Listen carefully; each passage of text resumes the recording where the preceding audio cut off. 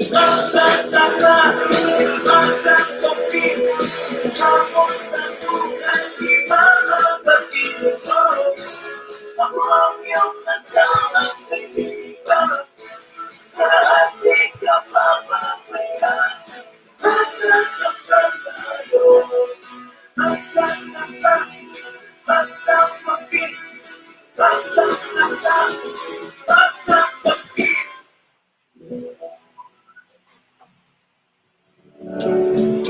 Ang programang ito ay hatid sa inyo ng Equilibrium Probiotics. Ito ay ang bagong food supplement na gawa sa mga piling gulay at prutas at dumaan sa isang masusing proseso para mapangalagaan ang inyong kalusugan. Ang Equilibrium Probiotics ay dinisenyo para sa kalusugan ng ating tiyan, tulungan ang pagkuha ng sapat na nutrisyon at ang pagpapalabas sa ating sistema ng mga nakakasirang toxins. Ang Equilibrium Probiotics ay may iba't ibang disenyo at sakta base sa inyong pangangailangan. Mula sa boost para sa mga bata, fortitude, gusto grade, miracle food, very weekend, at ang pinakabago, liver food. Ang Equilibrium Probiotics ay may pagmamalaki ng produktong gawa sa tayo. Ito ay mabibili sa Dasher, Beta Road, San Sebastian, Phase 3, Pinorgana, Tarlac City. At para sa mga malalayong lugar, mabibili din ang produkto ng Equilibrium Probiotics sa Lazada. Ito ay eksklusibong gawa ni Ginang Malu Reyes Murray. Ano pang hinihintay nyo, mga kasangga? Hala, bili na!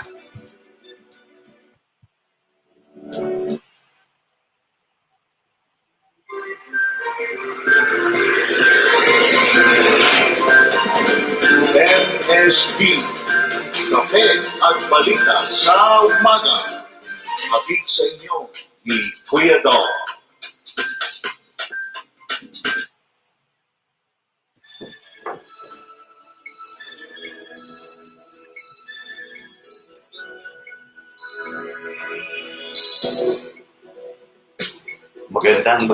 Magandang umaga po mga kasangga, kakampi, kapamilya, kaanak, at kung ano pa. Ito naman po ang inyong Kuya Dong. Samahan niyo po ako sa kalahating oras po, no, best effort ng MSP Kape at Balita sa Umaga.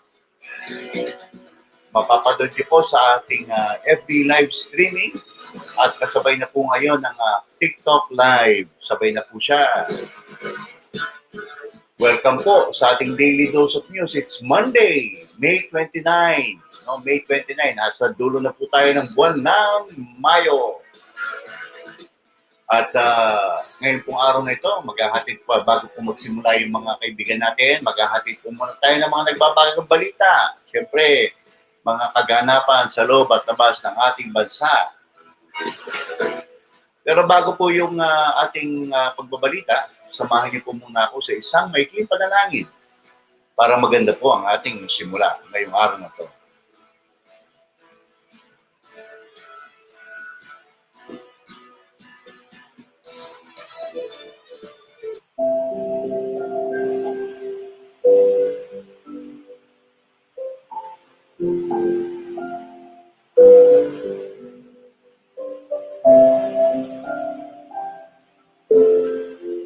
Sa ngalan ng Ama at ng Anak ng Espiritu Santo. Amen. Mahal naming lumikha, maraming salamat sa bagong araw na ipinagkaloob ninyo sa amin. Sa mapayapang gabing lumipas at sa patuloy na pagbuhos ng iyong mga biyaya sa amin at sa aming bayan. Naway ipagkaloob mo pa sa amin ang lakas at tibay ng loob upang mapaglabanan ng kasamaan at manatili po kami sa paggawa ng mabuti sa kapwa at pagsunod sa inyong itinurong tamang landas. Lahat ng gawain namin, inaalay namin sa iyong anak na si Jesus, naming Panginoon. Amen. Sa ngalan ng Ama at ng Anak ng Espiritu Santo. Amen.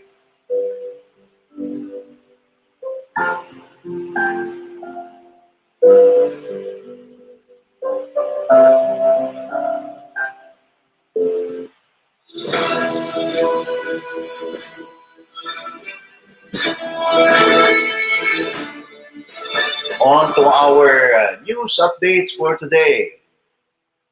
We have selected the top news from Philippine Star. So, topping off our news is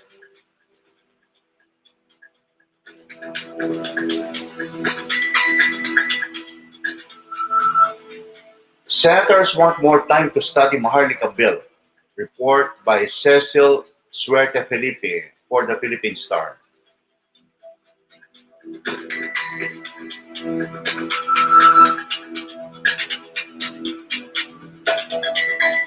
Manila, Philippines.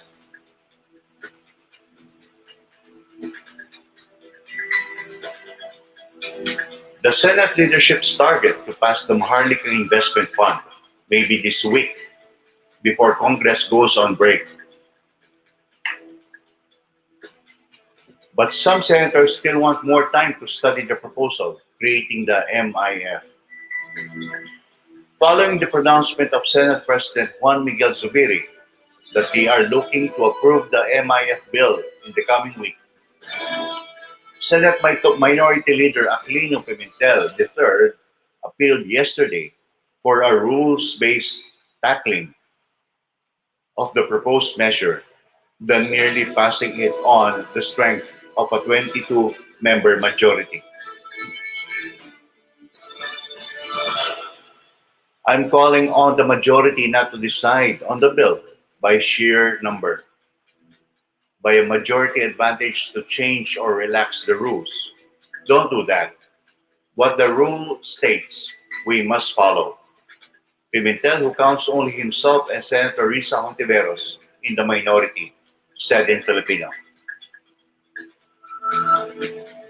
Senator Sherwin Gatchalian from the majority also wants to take a second look at funding sources and procurement exemptions.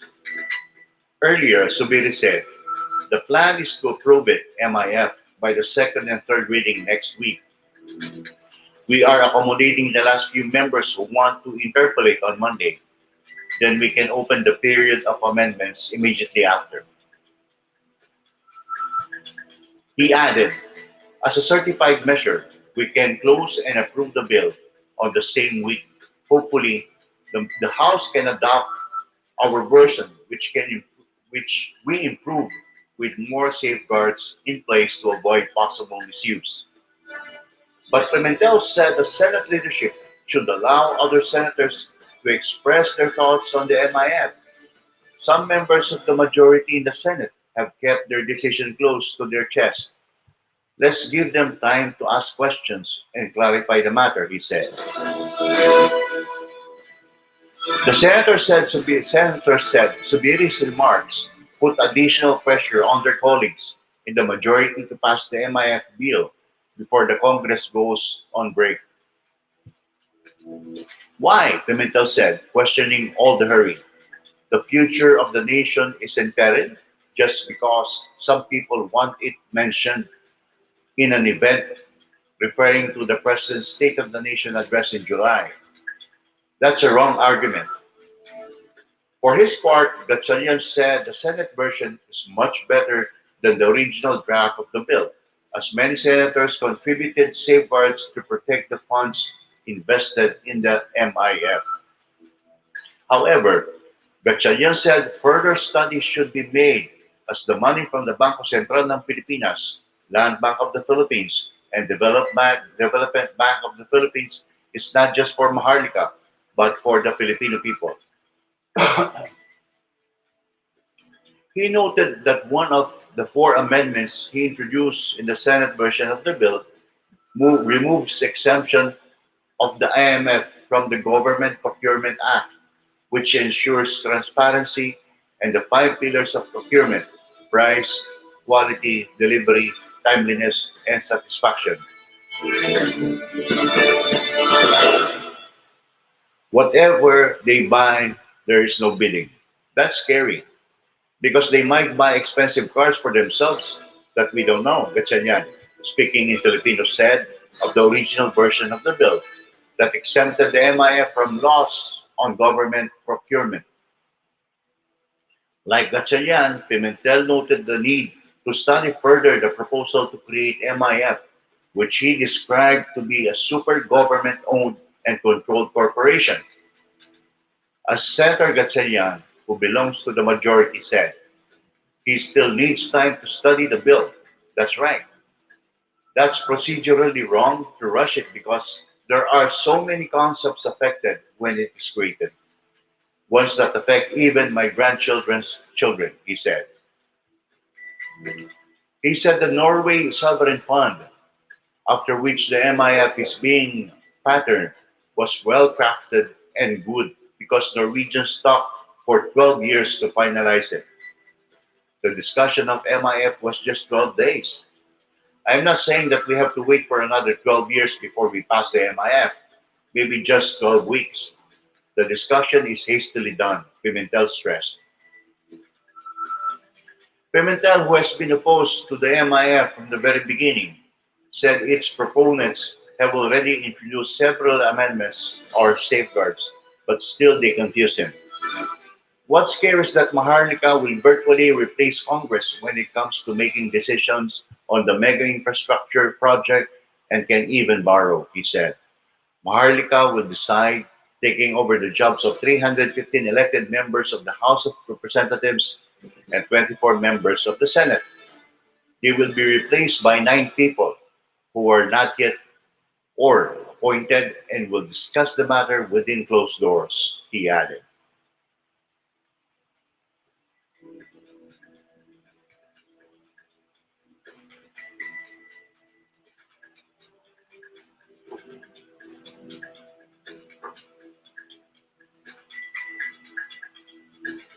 Second on our top headline news, Betty slows down but will enhance monsoon. Report by Bella Carriazo to the Philippine Star.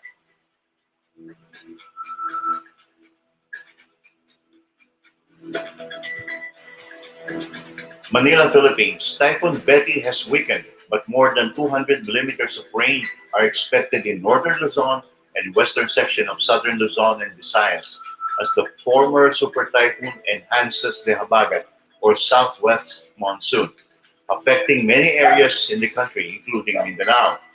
According to Philippine Atmospheric, Geophysical, and Astronomical Services Administration or PAGASA. At the press conference, Pag-asa Weather Senior Specialist Chris Perez said that while tropical cyclone wind signal number 1 was hoisted in many areas, the Weather Bureau does not discount the possibility of raising the wind signal to number 3. Many may ask, signal number 1 was raised in their areas, but there are no rains. We would like to remind the public that the effect of the strong winds will be experienced starting tonight, Sunday, or tomorrow morning, Monday morning. We're not ruling out the possibility of signal number 2 as it is slowly moving southwest. The worst case scenario is we will have wind signal 3, Pera said. He added that northern Luzon will be directly affected by Typhoon Betty, international name Mawar, while enhanced Habagat will affect southern Luzon, Visayas, and Mindanao. Northern Luzon will experience more than 200 millimeters of rain in the next 2 to 5 days starting tomorrow, Monday, until Friday. On the other hand, in terms of Habagat, the western section of southern Luzon and Visayas will also experience the same amount of rain, Perez warned. He said that the combined strength of Betty and the enhanced Habagat will result in flooding and landslides, particularly in low-lying areas. The continuous rain will bring flooding in certain portions of northern Luzon, central and southern Luzon, and Visayas because of the combined effects of Typhoon Betty and enhanced Habagat, Perez said. He said the State Weather Bureau does not see typhoon making landfall, but it will affect the entire country because of its radius. Based on our satellite imagery, it is far from the landmass, but many areas will be covered by heavy clouds bringing rains and strong winds, Perez explained. As of 11 a.m. on Sunday, Tropical Cyclone Wind Signal 1 was hoisted in Batanes, Cagayan, including Babuyan Islands, Isabela, Apayao, Ilocos Norte, northern and central portions of Abra, Kalinga, eastern and central portions of Mountain Province, Sadanga,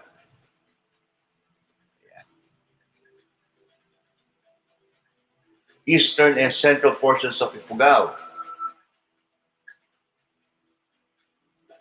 northern and central portions of Aurora, Quirino, and northeastern portion of Nueva Vizcaya. According to the Weather Bureau, the center of the eye of Typhoon Betty was located at 750 kilometers east of Tuguegarao City, Cagayan.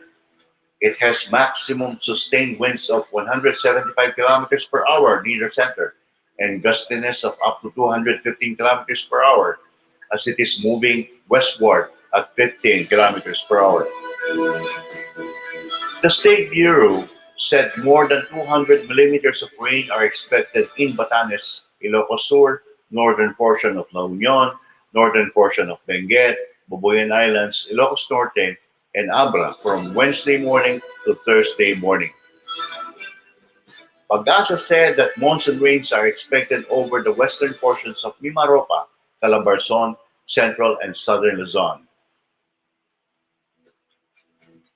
At the same time, Pangasa said gale warning remains in effect over the northern and eastern seaboards of northern Luzon, eastern seaboards of central and southern Luzon, and the eastern seaboards of Visayas and Mindanao.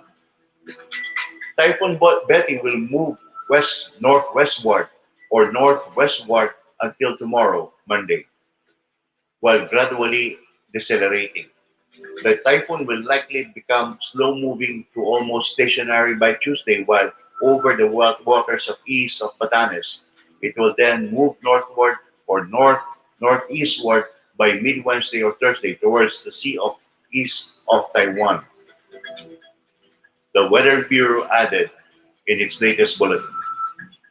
According to Pagasa, Typhoon Betty is expected to gradually weaken until Tuesday.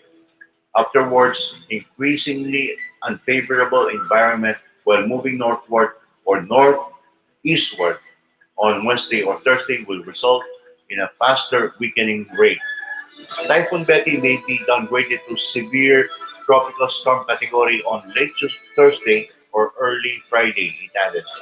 Under Pagasa's tropical cyclone and signal system, a super typhoon is declared if it has sustained winds of 185 kilometers per hour typhoon, 118 to 184 kilometers per hour. Severe tropical storm, 89 to 117 kilometers per hour. Tropical storm, 62 to 88 kilometers per hour. Tropical depression at less than 61 kilometers per hour. Additional reports from Ramon Efren Nazaro, Evelyn Macairan, Ralph Edwin Villanueva, and Rainer Alan Ronda.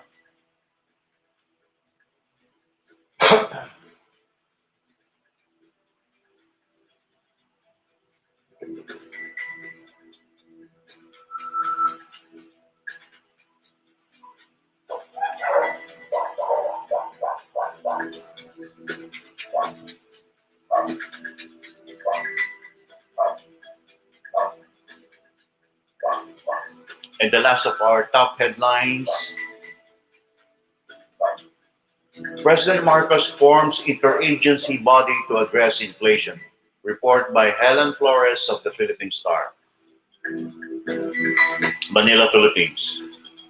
President Marcos has formed an interagency body tasked to rein in increases in the prices of basic commodities and electricity and strengthen anti-inflationary initiatives to improve the economy and the quality of life of Filipinos, Malacanang said yesterday. Executive Order 28 created the Interagency Committee on Inflation and Market Outlook, IAC-IMO, which will serve as an advisory body to the Economic Development Group, EDG. on measures that would keep inflation, particularly in food and energy, within the government's inflation targets. The EO also recognizes and renames the Economic Development Cluster as the EDG, since there is a need to reorganize the EDC to ensure that the integration of programs, activities, and priorities towards sustained economic growth remains efficient and effective. In view of the increasing prices of key commodities, particularly food and energy resources, the creation of an advisory body to the EDC tasked to directly address inflation, strengthen the EDC, and reinforce existing government initiatives aimed to improve the economy and the quality of life of the Filipino, the EO read. Marcos signed the EO on Friday, according to a statement from the Presidential Communications Office, or PCO. The National Economic Development Authority will serve as IAC-IMO chair, the Finance Secretary as co-chair, Budget Secretary as vice chair, and the Secretaries of Agriculture, Energy, Science and Technology, Trade and Interior as members. Among the functions of the advisory body are to closely monitor the main drivers of inflation, particularly food and energy, and their proximate sources and causes, assess the supply-demand situation for essential food commodities during the cropping period, and allow periodic updating as new information becomes available. It is also tasked to assess the possible impact of natural and man-made shocks on the supply of key food commodities and regularly monitor data necessary to assess food prices and supply and demand situation. IACIMO is also mandated to facilitate regular and efficient data sharing among concerned agencies to effect timely supply and demand situation analysis, monitor global, regional, and domestic developments and issues that may affect prices, and provide timely recommendations to the EDG and relevant agencies on measures to curb price spikes and promote food security based on ex ante supply and demand analysis. The President likewise ordered the IAC IMO to submit a report to the EDG of the country's food and energy and supply and demand situation and outlook every quarter, or as the circumstances may require. The report shall include recommendations on short, medium, and long-term measures to manage inflation. Under the EO, the IAC-IMO shall also formulate and maintain a dashboard containing relevant inflation on prices, as well as the supply and demand for food and energy commodities.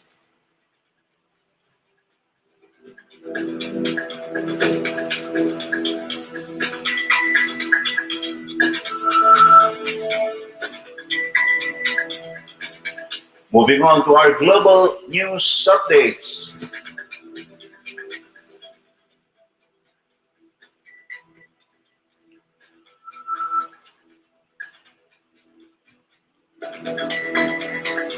China's first homegrown passenger jet makes maiden commercial flight. Reports from Agence France Press to the Philippine Star. Beijing, China.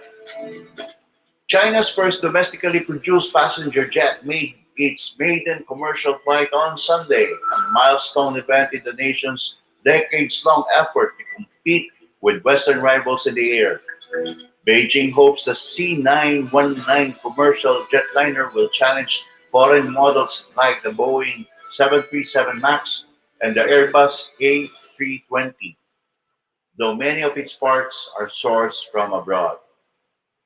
Its first homegrown jetliner with mass commercial potential would also cut the country's reliance on foreign technology as ties with the West deteriorate. In the future, most passengers will be able to choose to travel by large, domestically produced aircraft, state broadcaster CCTV said. China Eastern Airlines flight MU9191 from Shanghai arrived smoothly in Beijing just after 12:30 p.m., around 40 minutes ahead of schedule, according to CCTV. Footage showed passengers filing out of the plane and into the terminal before a few dozen staff and officials posed for photographs in a brief ceremony on the tarmac. The flight was extremely smooth, comfortable, and memorable. I think I'll remember this fondly for some time to come, unveiled passengers told CCTV. The broadcaster had aired footage of the plane rising into the skies above Shanghai Hongqiao Airport on Sunday morning, saying it had 130 passengers on board. State media footage showed passengers gathering at the sun-drenched Shanghai airfield to admire the statewide jet before embarking. Passengers received red boarding passes and a sumptuous themed meal to commemorate the flight, CCTV reported. Other footage showed passengers waving national flags and singing a patriotic song while a cake was being cut during the flight. China has invested heavily in production of the homegrown jet as it seeks to become self-sufficient in key technologies. The aircraft is manufactured by State-owned Commercial Aircraft Corporation of China, or COMAC, but many of its parts, including its engines, are sourced from overseas. Zhang Xiaoquang, COMAC's director of marketing and sales, told state news agency Xinhua the flight was a coming-of-age ceremony for the new aircraft, adding the C919 will get better if it stands the test of the market. Important milestone. From Monday, the C919 will operate on China Eastern's regular route between Shanghai and southwestern city of Chengdu, CCTV reported. The first model of the narrow-body jet was formally handed over to China Eastern last year during a ceremony at an airport in Shanghai, hailed by state media as an important milestone for the country's aircraft industry. Zhang Zhujing, Comac's deputy general manager, told state-backed Shanghai outlet, the paper, in January that the company had taken around 1,200 orders for the C919. Comac planned to increase annual production capacity to 150 models within 5 years, Zhang said at the time. Asia and China in particular are key targets for European manufacturer Airbus and its American rival Boeing, which are looking to capitalize on growing demand for air travel from the country's vast middle class. Last month, Airbus said it would double its production capacity in China, signing a deal to build a second final assembly line for the A320 in Tianjin. The first assembly site in the northern city opened in 2008 and produces four A320s in a month, with Airbus hoping to increase that to six per month before the end of the year.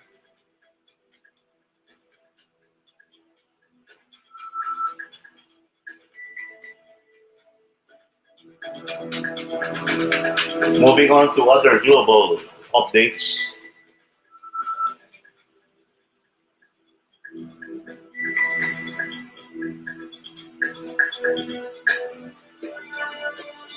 On U.S. gun control,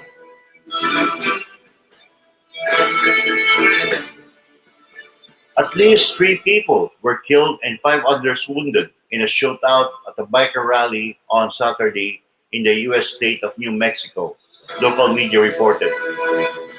The shooting occurred around 5 p.m. as 20,000 bikers took part in an annual Memorial Day motorcycle rally in Red River, a small town near the ski destination of Taos. In a video interview with local outlet Cresta del Rio News, Red River Mayor Linda Calhoun confirmed that confirmed the deaths and injuries, and said an unspecified number of suspects had been arrested. No law enforcement, no first responders were injured. No local people were injured. It was a gang related incident, she said, declining to divulge which gangs were believed to be involved. The shooters have all been apprehended, she added. Report from AFP or Agence France Presse.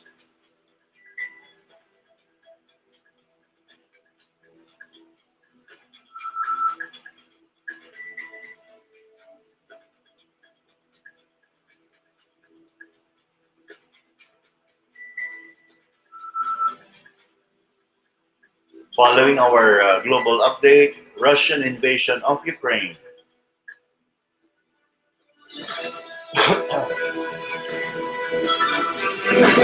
Russia carried out the most important drone attack on Kiev overnight, Saturday, Sunday, since the start of the invasion, military authorities said. 40 of the 54 drones launched targeted the capital, killing two people and wounding three. In total, a record number of explosive drones launched were counted, 54. Ukraine's Air Force said in a telegram post on Sunday. It's the most important drone attacks against the capital since the start of the invasion in February 2022, the regional military administration said on Telegram. The attack took place over several waves, and the air raid alert lasted more than 5 hours.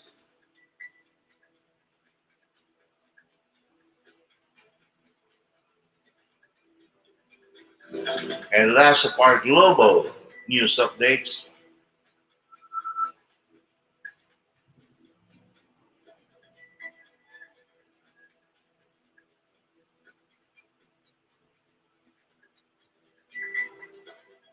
Sudan clashes.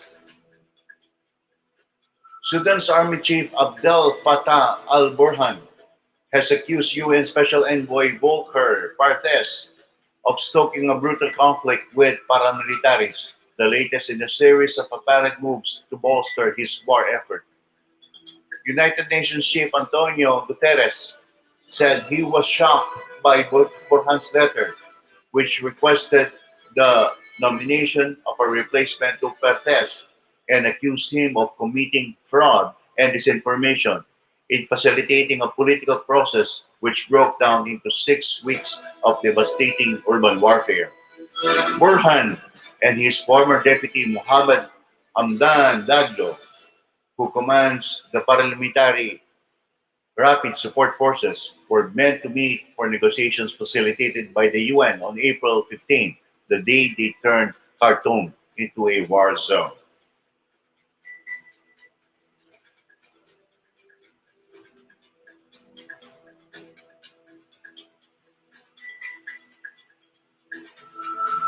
Moving on to regional updates.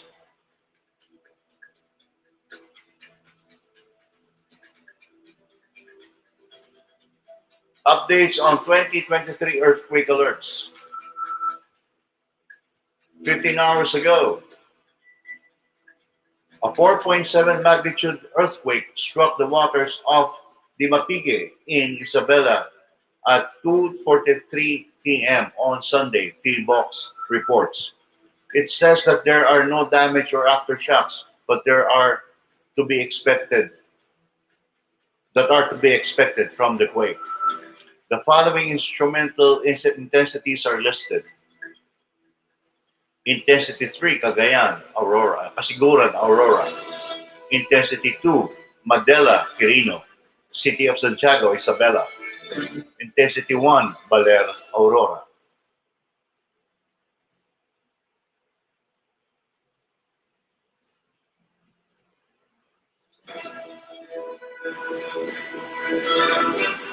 Other regional updates. Walang pasok. Class suspensions on May 29 due to Typhoon Betty. This is today. Manila, Philippines. Although weakened, Typhoon Betty will continue to bring rains to different parts of the country this week, prompting class suspensions from different local government units. Below is a live list of cities, municipalities, and provinces that have canceled classes on Monday, May 29. Ilocos Region, Ilocos Sur, all levels, public and private. Solsona, Ilocos Norte, all levels, public and private. Cagayan Valley, Cagayan, all levels, public and private. Cordillera Administrative Region, Apayao Province, all levels, public and private.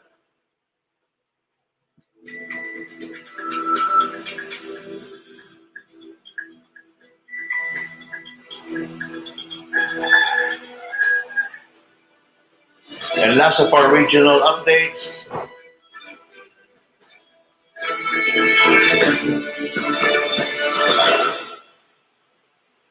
Belmonte raises World Cities call for plastics treaty.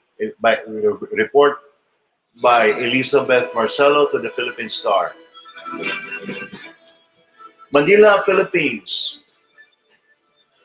Quezon City Mayor Joy Belmonte has voiced out the call of city governments around the world for the passage of an international treaty that would address plastic pollution. While we as cities are proud of our respective achievements, we recognize that we cannot address the plastic waste crisis alone. We need a truly ambitious global plastics treaty that unifies our efforts and sets a high bar for all nations to follow, Belmonte said in her speech on Saturday at the Global Forum to address the plastic waste crisis. Del Monte has been chosen as the sole representative of local chief executives worldwide at a high-level event organized by the French government and the United Nations Environment Program, UNEP, in Paris, France. Belmonte said world mayors specifically want national leaders to consider passing a UN treaty on plastic pollution, plastic treaty, that would include provisions on total ban of unnecessary plastics and adoption of reusable items. Belmonte said other provisions that world mayors want to be included in the treaty are the creation of a financial mechanism to help cities shift harmful consumption patterns into a innovative and sustainable one, and strengthen collaboration with cities in the negotiation process of the treaty to ensure realistic and implementable programs. Belmonte, meanwhile, urged world city mayors to continue working on their respective programs to address plastic pollution in their localities. Let us recognize the power of cities, acknowledge our accomplishments, and empower us with the necessary tools to continue championing the call against plastic pollution. Together, we can forge a future where this is but a distant memory and our planet thrives in its full glory, Belmonte said.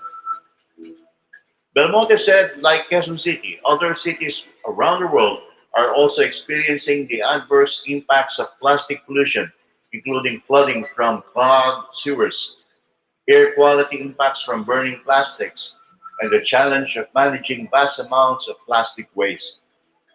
To address these problems, Belmonte cited some of the measures implemented by the QC government, such as prohibiting single-use plastic bags and disposable cutleries, straws, and cups in restaurants and fast food chains for dining customers, and the banning of single-use containers and sachets in hotels.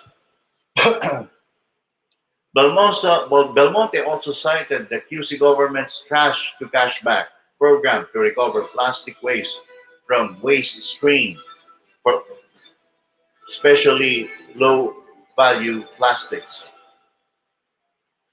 Under the program, residents will bring their recyclables and single use plastics to designated areas in exchange for environmental points, which they can use to purchase groceries and pay utility bills.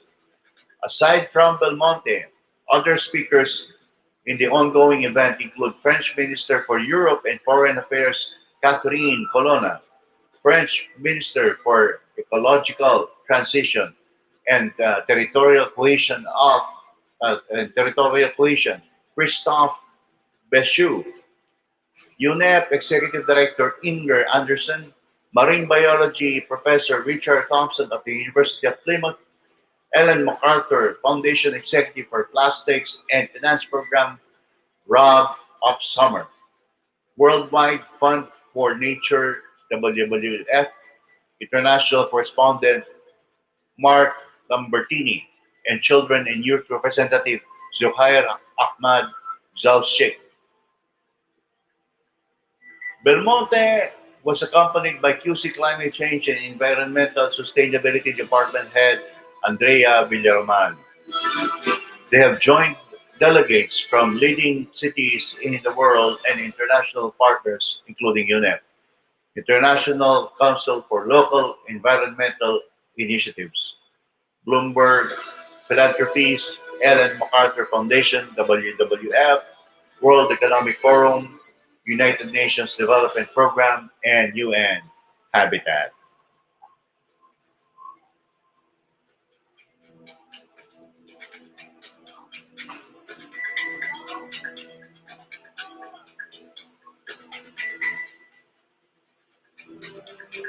And rounding up our news headlines and updates for today is sports.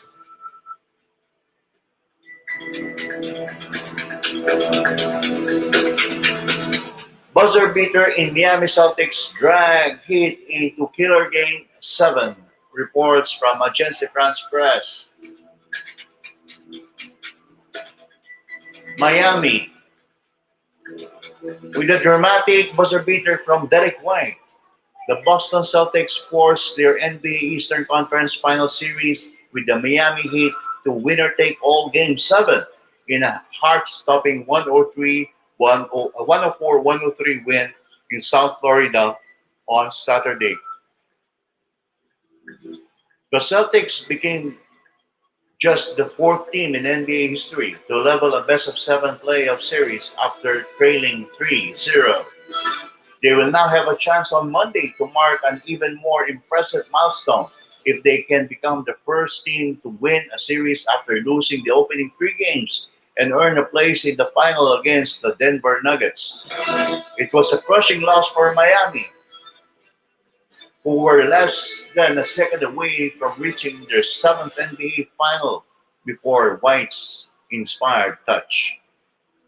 The Celtics had led for most of the contest, but Miami looked to have grabbed the win when Jimmy Butler was fouled attempting a three-point shot by Boston's Al Horford. With 3 seconds left on the clock, Butler, who had been well below par until he came alive late in the fourth quarter, kept his cool to sink on all 3 free throws and give the Heat a 103-102 lead.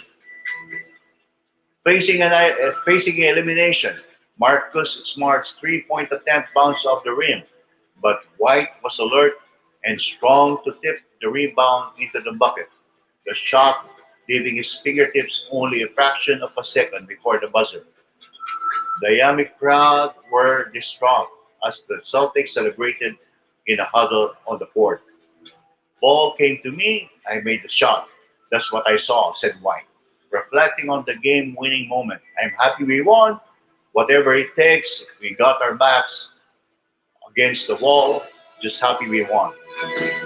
He coach Eric Spolstra ruled his team's luck on the decisive final play. The thing that just bounced a different way. That's the only place it could have bounced to hurt us. I thought we had a lot of things covered on that play, and sometimes things just don't break your way, he said.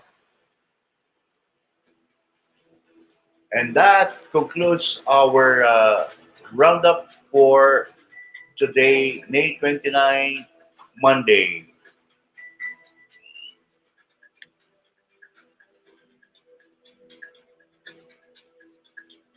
Oh,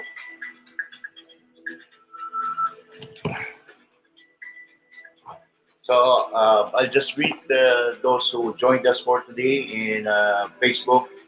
So si Brother Boyet David is watching. Si Brother Ray Dion is watching. Si Kong Omi, Romeo Taginis is also watching. Good morning po. Si Admin Sol is also watching. Good morning po. Good morning everyone. Dexter there is watching from the US. Dex. Erwin Mendoza is watching, and Brother Edwin Corpus is also watching. Good morning, good morning, good morning po sa lahat. For those who joined us this morning, I really appreciate your supporting our daily dose of news MSB. And for those who joined me via TikTok live, thank you very much. Truly appreciate your joining. And if you have any requests, yeah, if you wish to have shout out for next live, please comment and I'll do my best to do a shout out. Medyo malayo lang po kasi yung phone sa akin kaya hindi ko po mabasa, no? Hindi ko mabasa yung mga nagjo-join sa ating live. So I guess that concludes our MSB Kape at Balita sa Umaga for today. Again, thank you very much, and I'll be seeing you again tomorrow. Bye.